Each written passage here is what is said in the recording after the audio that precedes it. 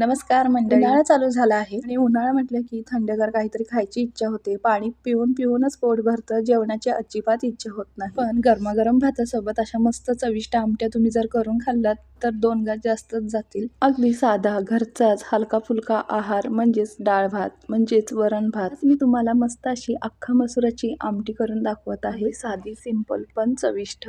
इथे मी 1.5 वाटी मसुरा म्हणजेच अख्खा मसुरा स्वच्छ धुवून शिजवण्यासाठी ठेवला आहे. 1 चमचा मीठ घालून. तुम्ही कुकरलाही शिजवून घेऊ शकता 2 ते 3 शिट्टीमध्ये. कोणत्याही कडधान्य शिजवताना 1 चमचा मीठ मात्र घालायला विसरू नका. आपल्याला मसुरा जास्त गाळ नाही करायचा आहे.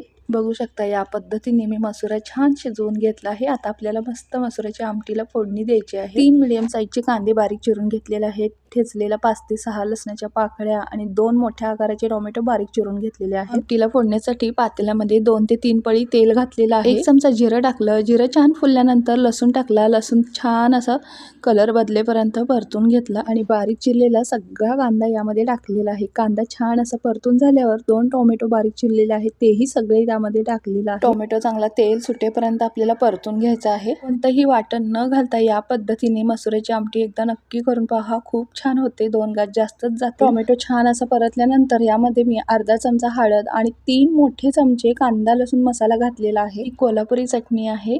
घरचा मसाला आहे. तुम्ही तुमच्या घरचा कोणताही मसाला वापरण्यातला यामध्ये घालू शकता. जर तुम्ही मिरची पावडर घालत असाल तर तुमच्या वापरण्यातल्या यामध्ये गरम मसाला आणि किचन किंग मसाला यामध्ये घालू शकता. हळद आणि चटणी घातल्यानंतर 1 मिनिट छान असं परतून घेतलं आणि शिजवलेला अख्खा मसुरा यामध्ये टाकलेला आहे. आमटी तुम्हाला घट्ट पातळ कशी हवी त्या पद्धतीने तुम्ही करू शकता. पण एकदा या पद्धतीने माझे ट्राय करून पहा. पातळ अशी आमटी खूप छान लागते गरमागरम भातासोबत पिण्यासाठी किंवा गरमागरम चपाती भाकरी चोरून खाऊ शकता. आमटीला आपल्याला छान अशी आता उकळी काढून घ्यायची आहे. 1 मिनिटभर आमटी उकळल्यानंतर बारीक चिरलेली कोथिंबीर घातलेली आहे. आमटी पश्चिम महाराष्ट्र म्हणजे सातारा, कोल्हापूर, सांगली या ठिकाणी जास्त प्रमाणात केली जाते. प्रत्येकाची पद्धत बनवण्याची वेगळी असली तरी माझी एक पद्धत तुम्हाला दाखवली आहे. कशी वाटली ते नक्की कमेंट करून शेअर करा, लाईक करा, सबस्क्राईब करा.